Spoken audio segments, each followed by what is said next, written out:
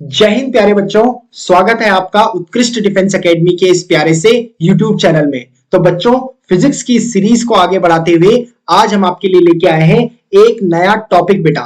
नया टॉपिक कहें बेटा या चैप्टर कहें, जिसका नाम हमारे पास है magnetic effect of electric current and magnetism. बेटा मैंने आपको बताया था कि इस चैप्टर से आपके 2 से 3 क्वेश्चन एनडीए के एग्जाम में आते हुए दिखाई दे रहे हैं बेटा। और इन 2 से 3 क्वेश्चंस के लिए बेटा हमें क्या करना पड़ेगा कि आपके 2 वीडियोस लगानी पड़ेंगी। 2 वीडियोस में बेटा हम क्या करेंगे कि आपके 15 एमसीक्यूज को कवर करेंगे। और वो 15 एमसीक्यूज बेटा मैं बार बार कह रहा हूं कि बहुत सिलेक्टिव होते हैं और बहुत यूनिक होते हैं, उसी पैटर्न पर बेस्ड होते हैं जिस पैटर्न पे यूपीएससी आपके एनडीए के एग्जाम में उन क्वेश्चंस को रख रहा है बेटा। तो हो सकता है कि जो क्वेश्चन हम आपको करा रहे हैं अपनी सीरीज में, वहीं से या उसी कंसेप्ट से आपके लिए आपके एनडीए 2023 के एग्जाम में क्वेश्चन लग जाए बेटा। तो क्या करेंगे बेटा, इस सीरीज को बहुत ध्यान से देखेंगे और कोशिश करेंगे कि हर एक क्वेश्चन को मेरे साथ लगाएंगे कॉपी और पेन लेकर, और बाद में इस सीरीज को क्या करेंगे, रिवाइज करेंगे बेटा। तो शुरुआत करते हैं बेटा अपने सेशन को बहुत ही मजेदार ढंग से और जोश के साथ बेटा। तो पहला क्वेश्चन बेटा देखिए आपके पास क्या है। पहला क्वेश्चन देखिए क्या कह रहा है। पहला क्वेश्चन है question number 1, the direction of the induced EMF. देखो बेटा किसकी बात की जा रही है, इंड्यूस्ड ईएमएफ की बात की जा रही है और उसके डायरेक्शन की बात की जा रही है। क्वेश्चन पढ़ते हैं बेटा, the direction of induced EMF during electromagnetic induction is determined by. बेटा इलेक्ट्रोमैग्नेटिक इंडक्शन में जो आपकी इंड्यूस्ड ईएमएफ होता है उसकी डायरेक्शन किसके द्वारा ज्ञात की जाती है। क्या एम्पियर्स लॉ के द्वारा ज्ञात की जाती है, क्या लेंजिस लॉ के द्वारा ज्ञात की जाती है, क्या फैराडेज लॉ के द्वारा ज्ञात की जाती है, क्या मैक्सवेल लॉ के द्वारा ज्ञात की जाती है।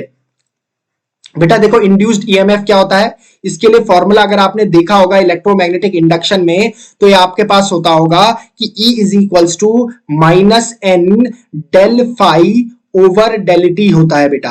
क्या होता है, del phi over del T होता है बेटा। ये जो del phi over del T जो होता है ये चेंज इन मैग्नेटिक फ्लक्स है बेटा। क्या है ये, change in magnetic flux. Change in magnetic flux बेटा क्या है ये, चेंज इन मैग्नेटिक फ्लक्स है आपके पास। अच्छा, इस ईएमएफ की डायरेक्शन कौन बताता है बेटा, ये ध्यान रखेंगे कि ईएमएफ की डायरेक्शन इलेक्ट्रोमैग्नेटिक इंडक्शन में लेंजिस लॉ बताता है बेटा। क्या बताता है, लेंजिस लॉ बताता है। देखिए बेटा जो एम्पियर्स लॉ है ना, एम्पियर्स लॉ डायरेक्शन के बारे में बात नहीं करता। एम्पियर्स लॉ किसी क्लोज्ड लूप में करंट के बारे में बात करता है, किसी क्लोज्ड लूप में करंट के बारे में बात करता है। जो फैराडेज लॉ है बेटा, फैराडेज लॉ कहता है कि फैराडेज लॉ ये कहता है कि जितना ज्यादा किसी कॉइल के ईएमएफ में चेंज आएगा उतनी ही ज्यादा उसमें इंड्यूस्ड करंट क्या होगी, बहेगी। या इसका उल्टा, जितना ज्यादा एक कॉइल में इंड्यूस्ड करंट आपकी बहेगी उतना ही ज्यादा इंड्यूस्ड ईएमएफ उसमें होगा। और जो मैक्सवेल्स लॉ है बेटा ये क्या कहता है, ये जो आपका इलेक्ट्रिक फील्ड होता है और जो मैग्नेटिक फील्ड होता है ये बताता है कि ये एक ही सिक्के के 2 पहलू है। क्या बताता है, एक ही सिक्के के 2 पहलू है। तो इसका मतलब है बचा कौन, आपका लेंजिस लॉ बचा बेटा। तो लेंजिस लॉ ही आपका इलेक्ट्रोमैग्नेटिक इंडक्शन में डायरेक्शन ऑफ इंड्यूस्ड ईएमएफ बताता है बेटा। ठीक है, आगे बढ़ते हैं। दूसरा क्वेश्चन क्या कह रहा है, देखो, the electromagnetically induced current always flows in such a direction that the action of magnetic field set up by it tends to oppose the cause produced it. This is known as, बेटा देखो ये same वही है, यही Lenz's law है जो मैंने इससे पहले कहा है, जो डायरेक्शन को निकालने के लिए यूज होता है, यही वो है कि आपका जो आपके पास induced EMF, induced current produce हुई है, ये उसी का अपोज करती है जिसने इसे बनाया है, यानी जिसके द्वारा ये बनी है। इंड्यूस्ड ईएमएफ ऐसे ही तो नहीं आ गई, इंड्यूस्ड करंट ऐसे ही तो नहीं आ गई होगी किसी कॉइल में, किसी कॉज की वजह से आई होगी, किसी कारण की वजह से आई होगी। और जिस कारण की वजह से ये इंड्यूस्ड करंट किसी सर्किट में आ रही है, फ्लो कर रही है, ये उसी का क्या करती है, अपोज करती है बेटा। और ये किसका लॉ है बेटा, ये लेंजिस लॉ है बेटा। क्या है, लेंजिस लॉ है आपके पास। अच्छा, इसका मतलब इसका आंसर क्या हो गया, ऑप्शन नंबर ए इसका आंसर हो गया। जो फेराडेज लॉ है बेटा, फेराडेज लॉ मैंने आपको क्या बताया हुआ है, फेराडेज लॉ मैंने अभी अभी आपको बताया कि यह फेराडेज लॉ कहता है कि जितना ज्यादा चेंज इन ईएमएफ होगा, जितना ज्यादा चेंज इन ईएमएफ होगा, या मैं कहूं जितना ज्यादा flux situated, flux attached with the coil में जितना ज्यादा चेंज होगा उतना ज्यादा इंड्यूस्ड ईएमएफ प्रोड्यूस होगा कॉइल में, या उतना ही ज्यादा क्या होगा, इंड्यूस्ड ईएमएफ करंट प्रोड्यूस होगी बेटा। तो आपका फेराडेज लॉ ये कहता है। बायो-सेवर्ट्स लॉ क्या कहता है बेटा, देखो बायो-सेवर्ट्स लॉ यूज होता है बेटा कि अगर आपके पास ये करंट कैरिंग कंडक्टर है ना, जिसमें करंट आई बह रही है, तो इस करंट एलिमेंट की वजह से किसी आर डिस्टेंस पर, किसी पॉइंट पर पी पर मैं क्या निकाल सकता हूं, मैग्नेटिक फील्ड निकाल सकता हूं बेटा, जिसका आपके पास वैल्यू क्या आती है, dB is equals to mu naught upon 4 pi I D L sine theta over R square आता है बेटा। ये है बायो-सेवर्ट्स लॉ बेटा, ठीक हो गया। उसके बाद एम्पियर्स लॉ आपके पास, एम्पियर्स लॉ क्या कहता है बेटा, देखो एम्पियर्स लॉ जो आपके पास है वो कहता है कि अगर मान लो कि एक क्लोज्ड लूप है मेरे पास, क्या है, एक क्लोज्ड लूप है और उस क्लोज्ड लूप में क्या कह बह रही है, एक करंट बह रही है, किसी मैग्नेटिक फील्ड बी में बह रही है, ठीक हो गया। तो ये कहता है, एम्पियर सर्किटल लॉ कहता है बेटा कि जो आपके पास line integral of magnetic field होता है, that is line integration of B dot dl जो होता है, दैट इज इक्वल्स टू कितना होता है, mu naught times the current जो बह रही होती है क्लोज्ड लूप में। ये एम्पियर्स क्या है आपके पास, लॉ है बेटा। तो आपके पास क्या है, यहां पर लेंजिस लॉ इसका आंसर है, और हमने बाकी को डिफाइन कर दिया है, ठीक है। आगे देखिए बेटा क्या कह रहा है, टू प्योर इंडक्टर्स आपके पास क्या कर रहे हैं, each of self inductance capital L R connected in parallel but are well separated from each other then the total inductance L। Inductor क्या होता है बेटा, इस तरीके का होगा, देखिए बेटा इंडक्टर इस तरीके का आपका इंडक्टर होता है। वो कह रहे हैं कि एक इंडक्टर ऐसे है और दूसरा इंडक्टर किसी सेपरेशन में रखा हुआ है, और ऐसे हमारे पास किससे कनेक्टेड है, वो हमारे पास बेटा अच्छा पैरेलल में कनेक्टेड है बेटा। कैसे पैरेलल में कनेक्टेड है, देखिए ये तो सीरीज कॉम्बिनेशन हो गया आपके पास, क्या हो गया, ये सीरीज कॉम्बिनेशन हो गया। पैरेलल कॉम्बिनेशन कैसे बनेगा बेटा, इस तरीके से बनेगा, ये हमारे पास ये हो गया इस तरीके से, और यहां पर इस तरीके से मेरे पास दूसरा बन गया, और इनका सेल्फ इंडक्टेंस कितना बेटा, इसका भी L है, इसका भी L है। तो मुझे क्या निकालना है, इक्विवेलेंट इंडक्टेंस निकालना है, यानी टोटल इंडक्टेंस निकालना है बेटा। तो टोटल इंडक्टेंस के लिए पैरेलल में फॉर्मूला क्या होता है, 1/L dash is equals to 1/L plus 1/L हो जाएगा बेटा। तो ये आपके पास क्या आ जाएगा, 1/L dash is equals to twice of upon L आ जाएगा बेटा। और मुझे L डैश चाहिए, तो L डैश क्या हो जाएगा, कैपिटल L/2 हो जाएगा बेटा। तो हमारे पास आंसर क्या आ जाएगा, ऑप्शन नंबर बी आ जाएगा बेटा। चलते हैं बेटा क्वेश्चन नंबर 4 में। क्वेश्चन नंबर 4 क्या कह रहा है बेटा, देखो for which among the following house appliances magnet is an essential part.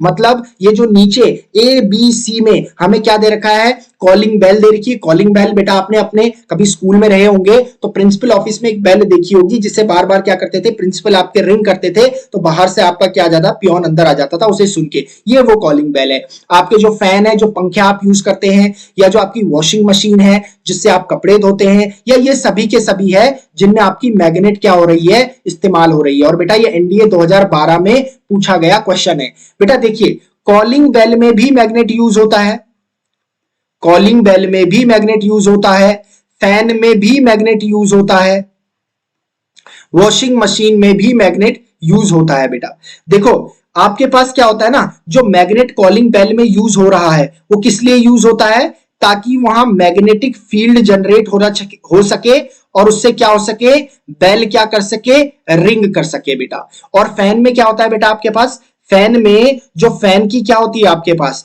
Fan के आपकी जो वाइंडिंग्स होती है बेटा, फैन की जो वाइंडिंग्स होती है, फैन की जो क्या होती है, फैन की वाइंडिंग्स जो होती है वो फैन में क्या करती है आपके, ये मैग्नेट क्या करता है इन वाइंडिंग्स में बेटा, वो क्या करता है, इलेक्ट्रोमैग्नेटिक इंडक्शन प्रोड्यूस करता है। क्या करता है बेटा, इलेक्ट्रोमैग्नेटिक इंडक्शन प्रोड्यूस करता है बेटा।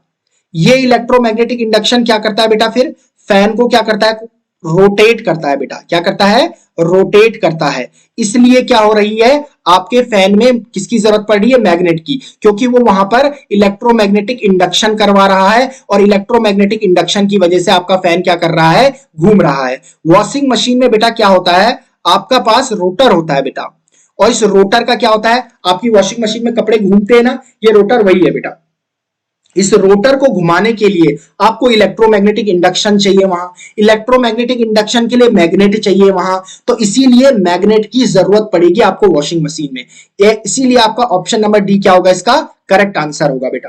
क्वेश्चन नंबर 5 में जाते हैं बेटा, क्या कह रहा है, the torque on A rectangular coil placed in a uniform magnetic field is large. बेटा ये कह रहा है कोई रेक्टेंगुलर कॉइल है जिसे यूनिफॉर्म मैग्नेटिक फील्ड में रखा गया है, तो उसका टॉर्क कब लार्ज होगा, कब मैक्सिमम होगा, ये एनडीए 2012 में पूछा हुआ क्वेश्चन है बेटा।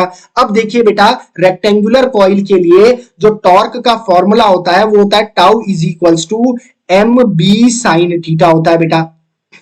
और अगर आपको वो डेरिवेशन याद आ रही होगी तो ये जो m होता है वहां पर वो आपके पास होता है एन आई बी होता है बेटा। क्या होता है, एन आई ए होता है बेटा, एन आई ए होता है। तो फॉर्मूला क्या हो जाएगा, एन आई ए साइन थीटा हो जाएगा बेटा। क्या हो जाएगा, एन आई ए साइन थीटा। यानी टॉर्क को लार्ज होने के लिए या तो नंबर ऑफ टर्न्स ज्यादा होने चाहिए, जो आपकी number of turns is large, ये सही है बेटा आपके पास। Number of turns is less, ये गलत है आपके पास।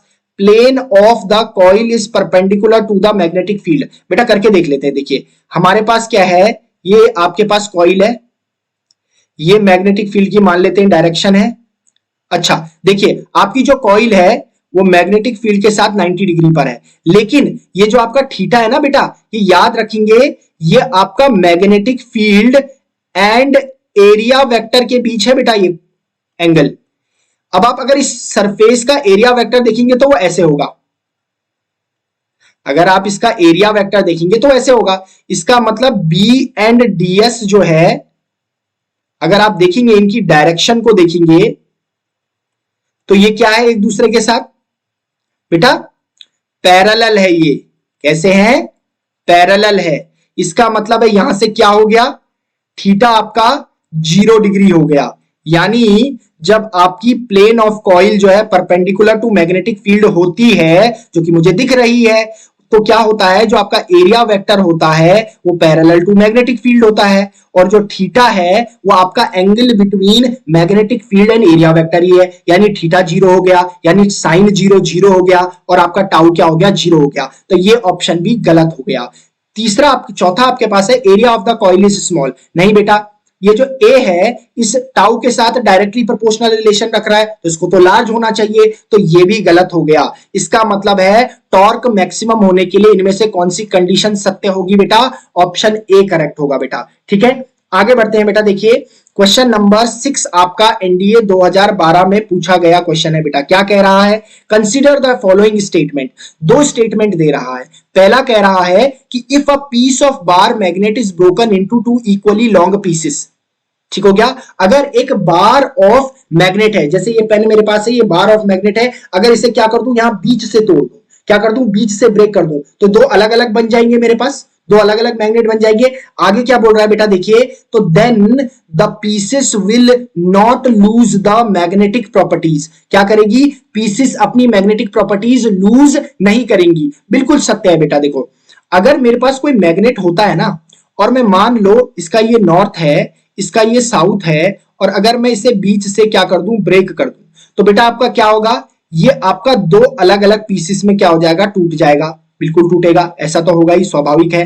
ठीक है, इधर नॉर्थ था तो अपने आप ही स्पॉन्टेनियसली यहां पर साउथ आ जाएगा। ठीक है, और यहां पर साउथ था तो यहां पर नॉर्थ आ जाएगा। यानी ब्रेक करने के बाद भी ये अपनी मैग्नेटिक प्रॉपर्टीज को लूज नहीं कर रहे हैं। इसका मतलब स्टेटमेंट 1 तो सही हो गया बेटा, बिल्कुल सही है। अगला बोल रहा है कि magnetic properties of substance lie in the atomic level. बिल्कुल सही है बेटा। जो मैग्नेटिक प्रॉपर्टीज होती है ना किसी भी सब्सटेंस की, याद रखोगे उसके एटॉमिक लेवल में होती है बेटा, सब्सटेंस के एटॉमिक लेवल में होती है।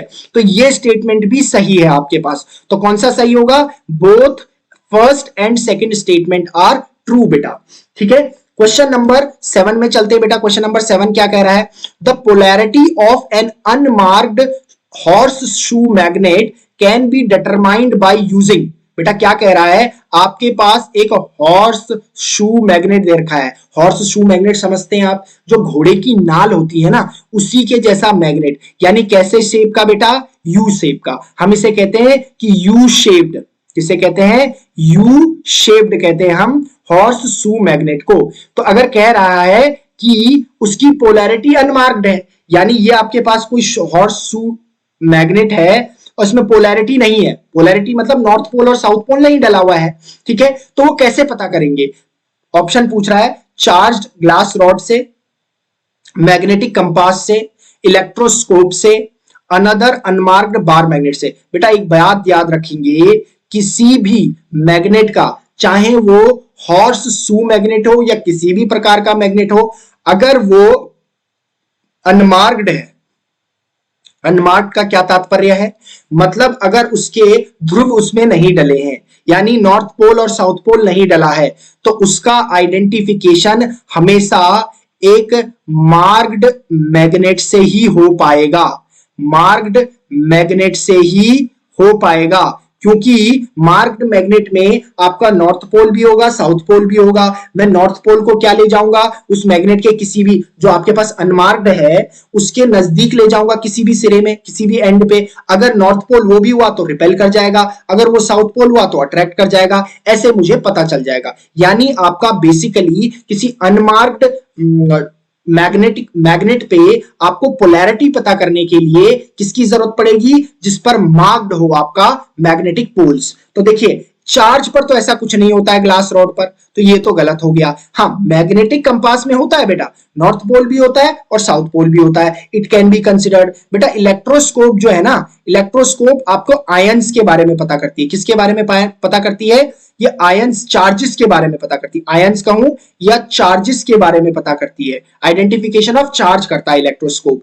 अनदर अनमार्क्ड बार मैग्नेट, बिल्कुल गलत बेटा। मैं क्या कह रहा हूं कि कंसेप्ट ये है कि अगर किसी अनमार्क्ड बार मैग्नेट के या किसी हॉर्स शू मैग्नेट का पोलैरिटी पता करनी है, तो उसके लिए मुझे मार्क्ड मैग्नेट की ही जरूरत पड़ेगी, जो कि आपका मैग्नेटिक कंपास दे रहा है मुझे। तो ऑप्शन बी मेरा क्या होगा?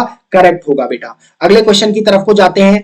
The earth's magnetic field is approximately. देखो बेटा ये एनडीए 2012 में बहुत ही लल्लू क्वेश्चन पूछा गया। बता बेटा बहुत ही आसान क्वेश्चन पूछा गया है कि अर्थ का मैग्नेटिक फील्ड कितना होता है। तो बेटा अर्थ का मैग्नेटिक फील्ड जो होता है वो 10⁻⁻⁴ टेस्ला होता है बेटा। कितना होता है?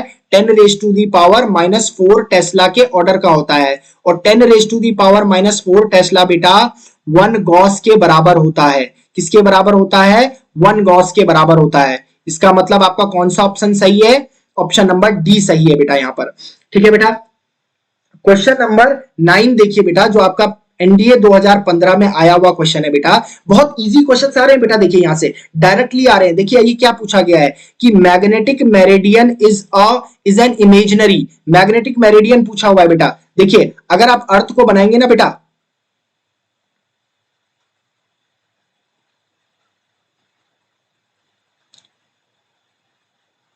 इस तरीके से अगर अर्थ को बनाएंगे और एक वर्टिकल प्लेट आप इस तरीके से बनाएंगे और एक आप इस तरीके से बनाएंगे, कुछ इसके साथ इंक्लाइनेशन कर रही होगी सेम प्लेट। ठीक है बेटा। तो ये जो प्लेट होती है ना बेटा आपके पास, ये होती है आपके पास जियोग्राफिकल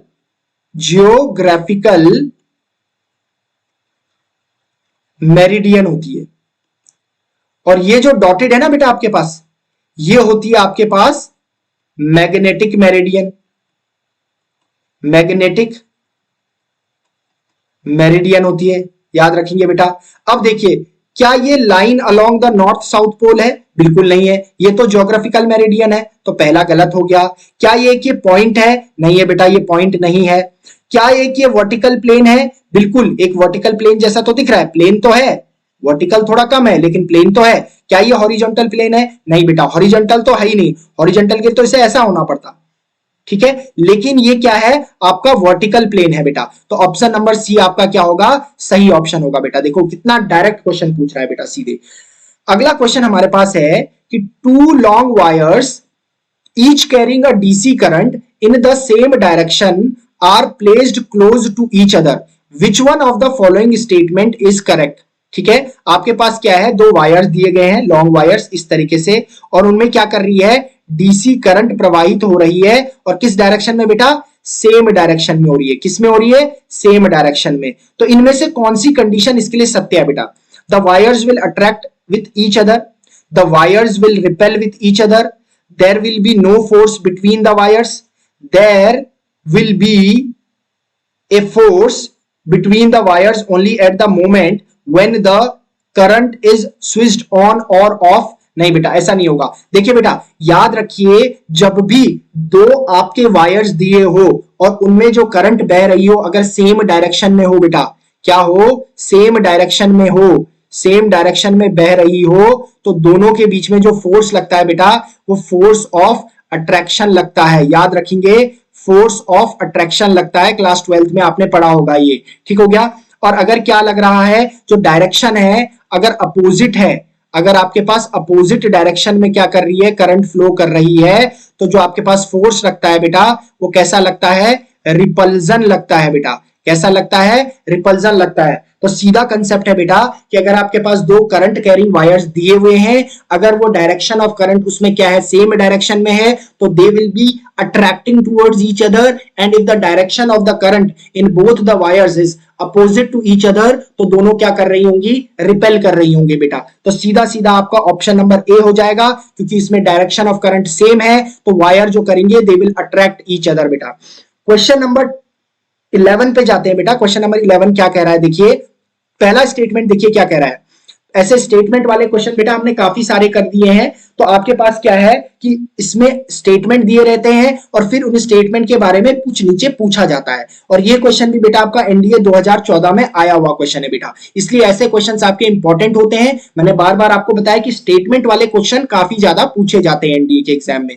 देखिए पहला स्टेटमेंट क्या कह रहा है, it is not necessary that every bar magnet has one north pole and one south pole. बेटा बहुत गलत बात बोल दी है इसने।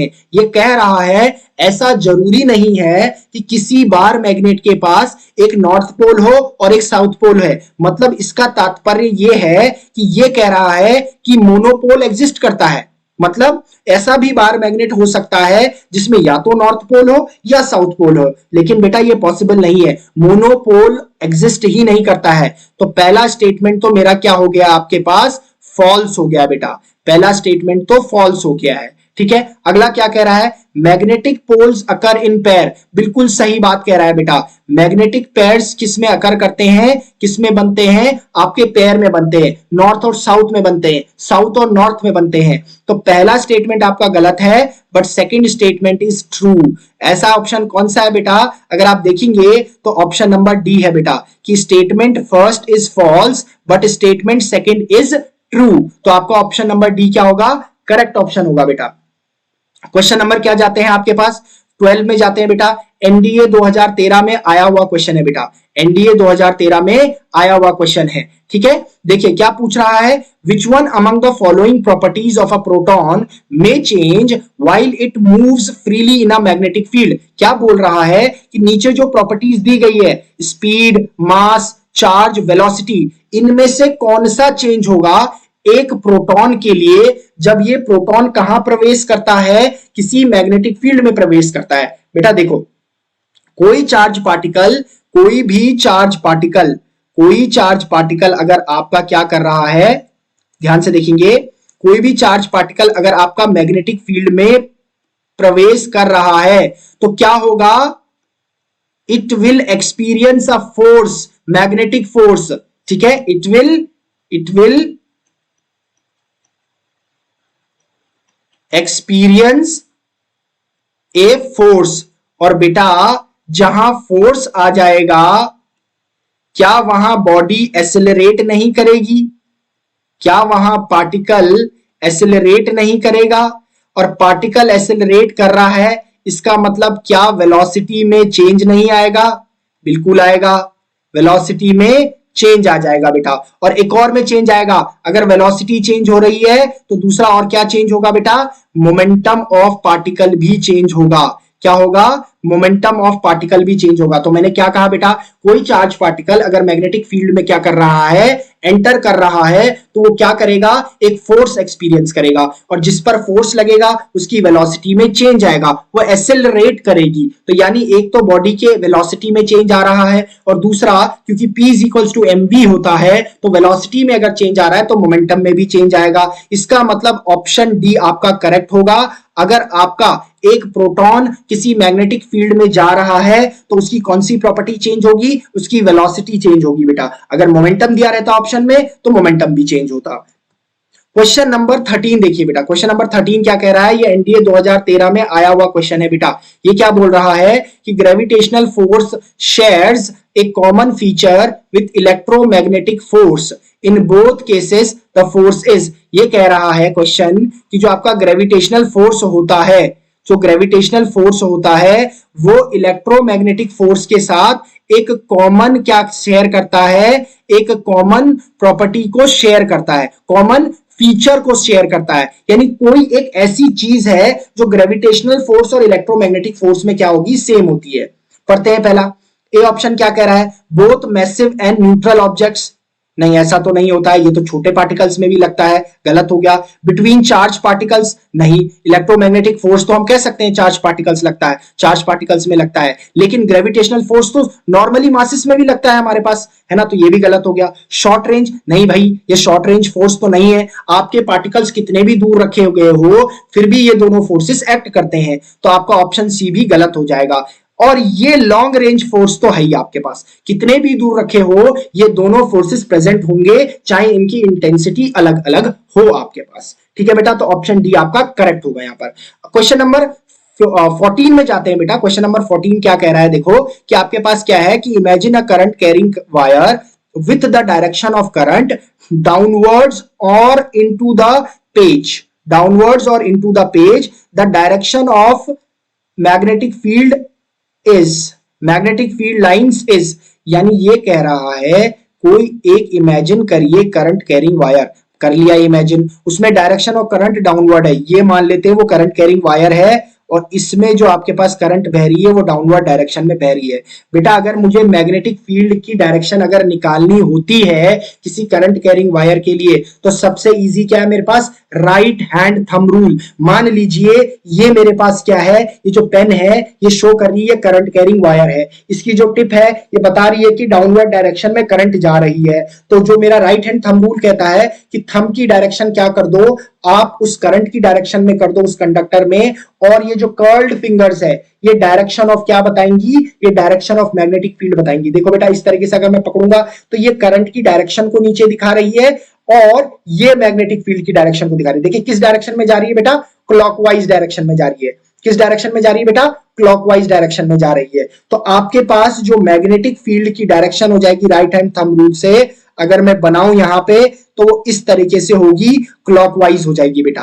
तो ए ऑप्शन इसका क्या होगा, सही आंसर होगा बेटा। हमेशा जो डायरेक्शन ऑफ करंट, जो डायरेक्शन ऑफ मैग्नेटिक फील्ड जो किसमें देंगे, मैग्नेटिक फील्ड लाइंस जो देंगे वो किसी करंट कैरिंग वायर के लिए राइट हैंड थंब रूल से देंगे आप। ठीक है, आगे देखते हैं। क्वेश्चन नंबर 15 क्या कहता है कि the soft iron used as a core material has. बेटा एक क्या होता है आपके पास, सॉफ्ट आयरन होता है। सॉफ्ट आयरन जो होता है आपके पास वो एक कैसा सब्सटेंस है बेटा, कभी कभी ये भी पूछा जाता है, ये आपका पास फेरोमैग्नेटिक सब्सटेंस है बेटा, फेरोमैग्नेटिक सब्सटेंस है, फेरोमैग्नेटिक सब्सटेंस है। इसकी क्या होती है, हाई ससेप्टेबिलिटी होती है बेटा, हाई ससेप्टेबिलिटी होती है बेटा, हाई ससेप्टेबिलिटी होती है एक प्रॉपर्टी, और दूसरी प्रॉपर्टी होती है कि लो रिटेंटिविटी होती है बेटा, रो रिटेंटिविटी होती है बेटा।